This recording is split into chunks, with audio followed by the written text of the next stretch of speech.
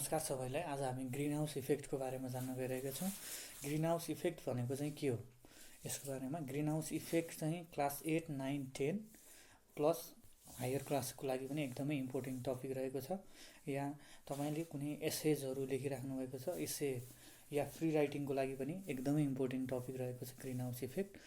मेरो नाम सौरभ गिरी, तपाईँ हेर्दै हुनुहुन्छ प्रिसियस 5 मिनट्स। भिडियोलाई सिधै सुरुवात गरिदिउँ। मैले यहाँ केही पोइन्ट्सहरू बनाएको छ।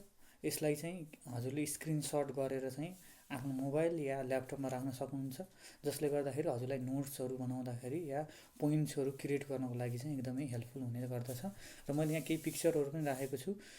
मैले पोइन्ट्सहरूलाई चाहिँ कलर अनुसार चाहिँ डिभाइड गरेको छु। जस्तो फर्स्ट पोइन्ट छ, when sunlight falls on the surface of earth it reflects some amount of heat back to the atmosphere away from it, some heat is again reflected by the atmospheric layer to earth surface भनेको छ।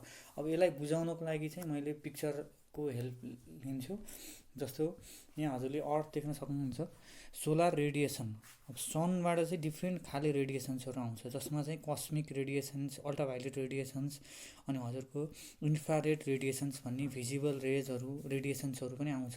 अब यहाँ हामीले mainly चाहिँ infrared रेडिएसनको बारेमा चाहिँ जान्नुपर्ने हुन्छ। अब सोलर रेडिएसन जस्तो 100% सोलर रेडिएसन चाहिँ सनबाट आयो भने त्यसको 30% चाहिँ जुन यो हजुरले सर्कल देखिराख्नु भएको छ, यो सर्कल भनेको चाहिँ एटमोस्फियरको लेयरलाई भनिन्छ।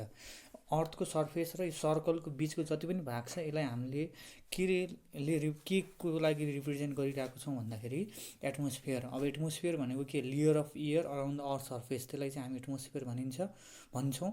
अब हामी एटमोस्फियरमा डिफ्रेन्ट ग्यासेसहरू हुन्छ, जसमा अक्सिजन, नाइट्रोजन ग्यासेसहरू हुन्छ, carbon dioxide, methane, various types of gases हुन्छ। अब यहाँ हामीले मेनली डिस्कस गर्ने भनेको 4-5वटा ग्यासेसहरू छ, जसमा चाहिँ मेनली वाटर भ्यापर भनेको चाहिँ इभापोरेसन भइसकेपछि वाटर भ्यापर हुन्छ। पानी तताउँदा बोइलिङ हुन्छ, बोइलिङ हुँदाखेरि हजुरले स्टिम वाटर भ्यापर देख्नुहुन्छ। या कपडा सुकाउँदाखेरि हजुरले घाममा सुकाउँदाखेरि पनि त्यहाँबाट इभापोरेट हुन्छ। इभापोरेसन भनेको एकदमै स्लो नेचुरल प्रोसेस हो, जुन चाहिँ जतिखेर पनि जुनै पनि टेम्परेचरमा हुनसक्छ, यो याद गर्ने। त्यसपछि हजुरको कार्बन डाइअक्साइडको बारेमा जान्नुपर्ने हुन्छ, मिथेन, नाइट्रस अक्साइड, जसलाई हामी लाफिङ ग्यास पनि भन्छौँ। यो ग्यासहरू मेनली हामी यसको बारेमा डिस्कस गर्छौँ। पहिला सुरु त सनबाट रेडिएसन आउँदाखेरि के हुन्छ भन्दा यसको 30% त यो एटमोस्फियरले पुरै रिफ्लेक्ट गरिदिन्छ। यसको मिनिङ के भन्दाखेरि अर्थसम्म चाहिँ ओन्ली 70% रेडिएसन मात्रै आउँछ। त्यो 70%मा पनि फेरि रिफ्लेक्ट ब्याक हुन्छ अर्थको सर्फेसबाट। अनि हजुरको चाहिँ त्यो ग्यासको लेयरले चाहिँ जुन कार्बन डाइअक्साइड अनि मिथेन, नाइट्रस अक्साइडले के गरिदिन्छ भन्दा त्यो रेडिएसनलाई केही पर्सेन्टेज रेडिएसन फेरि रिफ्लेक्ट ब्याक गरिदिन्छ अर्थ सर्फेसको वरिपरि, जसले गर्दाखेरि चाहिँ हिट हुने गर्दछ या अर्थको वरिपरि चाहिँ हिट क्रिएट हुन्छ। अब यो ग्रिन हाउस इफेक्ट चाहिँ मैले आफू ह्यान्ड रिटन पिक्चर पनि दिएको छु। जस्तो यहाँ देख्न सक्नुहुन्छ अर्थ, यो लाइनिङ देख्नुभयो, माथिको डट लाइनिङ भनेको चाहिँ यो ग्रिन हाउस ग्यासेसको लेयर हो। जस्तो सनबाट रेडिएसन आउने बित्तिकै 30% त रिफ्लेक्टेड भइहाल्यो सोलर रेडिएसन, ओन्ली 70% चाहिँ अर्थको सर्फेससम्म पुग्यो र अर्थको सर्फेसले फेरि रेडिएट गरिदियो बाहिर। अनि केही चाहिँ आउटगोइङ इन्फ्रारेड रेडिएसन भनेर यो लाइनिङ देख्न सक्नुहुन्छ, यो रेडिएसन चाहिँ बाहिर गयो। अनि केही रेडिएसनहरू फेरि रिफ्लेक्ट ब्याक हुन्छ, किसको कारणले गर्दा भन्दा ग्रिन हाउस ग्यासेसको कारणले गर्दा, जसले गर्दाखेरि अर्थको टेम्परेचर चाहिँ एकदमै मेन्टेन हुन्छ। अब यो नेचुरली पनि हुन्छ, आर्टिफिसियल वे तरिकाले पनि हुन्छ। आर्टिफिसियली भन्नाले अहिले ओल्डमा चाहिँ धेरै इन्डस्ट्रिज, फ्याक्ट्रिजहरू अब डेभलपमेन्टको कामहरू भइरहेको कारणले गर्दाखेरि त्यहाँबाट अब स्मोकहरू आउँछ, ग्यासेसहरू प्रड्युस हुन्छ, धेरैभन्दा धेरै भेहिकलहरू बाटोमा देखिन्छन्, जसले गर्दाखेरि चाहिँ कार्बन डाइअक्साइड, कार्बन मोनोक्साइड या ग्रिन हाउस ग्यासेसको पर्सेन्टेज चाहिँ दिनादिन बढिरहेको छ। अब यहाँनिर अरू पोइन्ट्सहरू जस्तो यो ग्रिन हाउस इफेक्टको कारणले गर्दा सेकेन्ड पोइन्टमा राखेको छु मैले, यसले चाहिँ अर्थको टेम्परेचरलाई बढाउँछ एकदमै धेरै। थर्ड पोइन्टमा राखेको छु ग्रिन हाउस एडभान्टेजेस पनि हुन्छ, डिसएडभान्टेजेस पनि हुन्छ। अब एडभान्टेजेसको कुरा राख्ने भने जस्तो हामीले अफ सिजन भेजिटेबल्सहरू ग्रो गर्दाखेरि चाहिँ ग्रिन हाउस इफेक्टको प्रोसेस या फेनोमेननलाई चाहिँ लिने गर्दछौँ।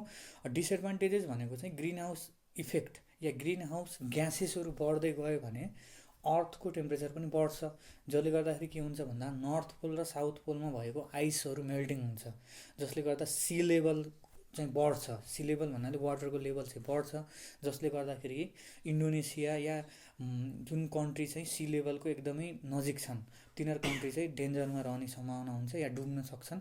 एउटा यो डिसएडभान्टेजेस भयो। जस्तो अनि अर्को डिसएडभान्टेजेस भनेको चाहिँ माउन्ट एभरेस्टको हाइटहरू घटिरहेको छ। जस्तो हायर माउन्टेन्सहरू जति पनि हाइएस्ट माउन्टेन पिक्सहरू छ इन द वर्ल्ड, तिनीहरूको चाहिँ हाइट कसरी भन्दा तिनीहरू केले कभर गरेको हुन्छ? आइसले। अब ग्रिन हाउस ग्यास बढ्नु भनेको, ग्रिन हाउस इफेक्ट बढ्नु भनेको चाहिँ टेम्परेचर बढ्नु हो, ग्लोबल वार्मिङ बढ्नु हो, क्लाइमेट चेन्ज हुनु हो।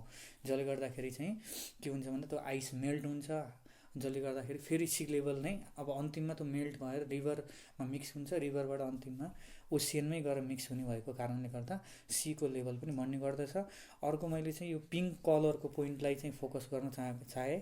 4th नम्बरको पोइन्ट छ carbon dioxide, methane, sulphur dioxide, ozone, CFC, artificial chemicals, nitrous oxide ETC are more responsible for green house effect भनेको चाहिँ इनर ग्यासेसहरू चाहिँ सबैभन्दा बढी रेस्पोन्सिबल छ। जस्तो कार्बन डाइअक्साइड कहाँबाट प्रड्युस हुन्छ? भेहिकलबाट, फ्याक्ट्रिजबाट या कुनै फोसिल फ्युल जस्तो केरोसिन, डिजेलहरूलाई चाहिँ बर्न गर्नुभयो भने त्यहाँबाट कार्बन डाइअक्साइड निक्लिन्छ। मिथेन कहाँबाट निक्लिन्छ? मिथेन भनेको चाहिँ एनिमल डङहरूबाट निक्लिने भयो। अरू भनेको चाहिँ जस्तो हामीले अर्ग्यानिक फर्टिलाइजर्सहरू युज गरेको छौँ या कुनै हजुरले अर्ग्यानिक म्यान्युरहरू बनाइराख्नु भएको छ, गोबर ग्यासहरू जुन हामी युज गर्छौँ भिलेज एरियामा, त्यहाँबाट पनि मिथेन ग्यासहरू निक्लिने गर्दछ। अब मिथेन ग्यासलाई कम गराउने प्रोसेसहरू पनि एउटा भनेको सबैभन्दा इम्पोर्टेन्ट चाहिँ जस्तो हामीले गाईबस्तुलाई यस्तो खानेकुरा खुवाउनु पऱ्यो कि उनीहरूको डङ निक्लिने बेलामा चाहिँ मिथेनको प्रोडक्सन चाहिँ एकदमै कमभन्दा कम होस्। अब मिथेन अरू भनेको हाम्रो खाना पकाउने ग्यासहरूबाट पनि निक्लिन्छ। सल्फर डाइअक्साइड छ, यो पनि इम्पोर्टेन्ट। ओजन भयो, ओजन लेयर इम्पोर्टेन्ट, एउटा त हामीले युभी रेजबाट प्रोटेक्ट गर्छ। अर्को भनेको ग्रिन हाउस इफेक्टलाई बढाउनु पनि यसले एकदमै महत्त्वपूर्ण रोल खेल्ने गर्दछ। सिएफसी भनेको क्लोरोफ्लोरोकार्बन भन्छ। क्लोरोफ्लोरोकार्बन भनेको एरोसोल्सहरू हजुरको चाहिँ स्प्रेहरू यिनीहरूबाट आउँछ या यो रेफ्रिजरेटरभित्र राखेको ग्यासबाट पनि सिएफसी ग्यास चाहिँ प्रड्युस हुन्छ। अनि अरू आर्टिफिसियल केमिकल, नाइट्रस अक्साइड भनेको लाफिङ ग्यास भनिन्छ, जुनबाट पनि इनर ग्यासेसहरू चाहिँ बढी रेस्पोन्सिबल छ ग्रिन हाउस इफेक्ट गर्नको लागि। अब ग्रिन हाउसको फाइदाको कुरा रहेको चाहिँ मैले ब्ल्याक पोइन्टमा देख्न सक्नुहुन्छ। यसले के गर्छ भन्दाखेरि अर्थको टेम्परेचरलाई एकदमै मेन्टेन गर्छ। यदि ग्रिन हाउस इफेक्ट हुन्थेन या ग्रिन हाउस ग्यासेस हाम्रो अर्थको सर्फेसमा हुन्थेन भने हाम्रो टेम्परेचर चाहिँ सबै हाम्रो के हुन्थ्यो भन्दाखेरि आइसमा कन्भर्ट हुन्थ्यो। अब स्नो मेल्टिङ या सबै लेयर नै हामी बस्न सक्ने कन्डिसन नै हुन्थेन, -18 डिग्री सेल्सियस हुन्थ्यो। यो एउटा कुरा, यो एडभान्टेजेसको कुरा आयो। तर यो अब ग्रिन हाउसलाई पनि दुईवटा पार्टमा डिभाइड गर्न सकिन्छ। एउटा नेचुरल ग्रिन हाउस इफेक्ट र अर्को आर्टिफिसियल ग्रिन हाउस। नेचुरल भनेको हुनुपर्छ, त्यो फाइदा छ। अर्को द अर्थ वुल्ड बी, यो अर्को ब्लू कलरमा मैले पोइन्टलाई मेन्सन गर्न चाहेँ, second last point, the earth would be covered by ice and here would not be possibility of any organism भनेको छ। आइस नै आइसले, यो मैले पोइन्ट माथि पनि राखेँ यो कुराहरू। अनि लास्टमा चाहिँ मैले यो पुरै पोइन्ट्सहरूको कन्क्लुजनको रूपमा चाहिँ डेफिनेसन राखेको छु। The process of increasing the surface temperature of the अर्थलाई नै हामी ग्रिन हाउस इफेक्ट भनिन्छ। अब अर्थको टेम्परेचर बढ्दाखेरि चाहिँ के हुन्छ भन्दा क्लाइमेट चेन्ज हुन्छ, ग्लोबल वार्मिङहरू हुन्छ। जसले गर्दाखेरि प्यारिस एग्रिमेन्ट भयो 2016मा, जसले के गर्यो भन्दाखेरि एउटा यस्तो एग्रिमेन्ट जुन डेभलप्ड कन्ट्रीहरूले चाहिँ यस्तो एग्रिमेन्ट गरे कि जसमा चाहिँ उनीहरूले जसरी भए पनि ग्रिन हाउस ग्यासेसको चाहिँ पर्सेन्टेजलाई घटाउने एउटा एग्रिमेन्टहरू भयो। जसमा अब इन्डस्ट्रीको नम्बर घटाएर हुन्छ कि त्यस्तो मेसिनहरू डिस्कभरी इन्भेन्सन गरेर हुन्छ कि यो कुराहरू छ। अब अर्को पोइन्टमा जाउँ, more about green house effect छ। अब यो मैले ब्लू कलर लेफ्ट साइडमा चाहिँ यसको फर्स्ट कन्सेप्ट चाहिँ जोसेफ फरियरले दिएको फर्स्ट कन्सेप्ट चाहिँ। यसपछि पनि धेरै वैज्ञानिकहरूले ग्रिन हाउस इफेक्टको बारेमा अध्ययन गरे, अनुसन्धान गरे। तर यिनको फर्स्ट कन्सेप्ट चाहिँ दिएको जुन क्रेडिट छ जो कसलाई दिन्छ भन्दाखेरि जोसेफ फरियरलाई चाहिँ। अब यो contribution to green house effect भनेको चाहिँ मैले ग्यासेसहरू अगाडि पोइन्ट्सहरूमा पनि मेन्सन गरेको छु। सबभन्दा बढी वाटर भेपर छ 36% to 70%, कार्बन डाइअक्साइड 9% to 26% रहेको छ, मिथेन 4% to 9% छ, ओजनको पनि रोल छ 3। यो चारवटा ग्यासेस चाहिँ बढी इम्पोर्टेन्ट छ, अरू भनेको लेस पर्सेन्टेज छ। अब सबभन्दा बढी इमिट गर्नेमा चाहिँ चाइना, युएसए र युरोपियन युनियन छ। चाइना भनेको सब 30%, लगभग 30% चाहिँ यसले चाहिँ ग्रिन हाउस ग्यासेस चाहिँ इमिट गर्दछ। अहिलेको सबैभन्दा मोस्ट अब डेभलप्ड कन्ट्रीमा पनि एकदमै धेरै इन्डस्ट्रियलाइजेसन फ्याक्ट्रिजहरू इन्डस्ट्रियल रिभोल्युसन भएको कन्ट्रीमा मानिन्छ। इन्डिया पनि छ 5% यसको कन्ट्रिब्युसन रहेको छ। अर्को European union group of countries रहेको छ। अब कार्बन नेगेटिभ कन्ट्री पनि छ फेरि भुटान, जसमा चाहिँ लगभग 0% या लेस देन 1% चाहिँ हजुरको ग्रिन हाउस ग्यासेसको इमिसन हुने गर्दछ।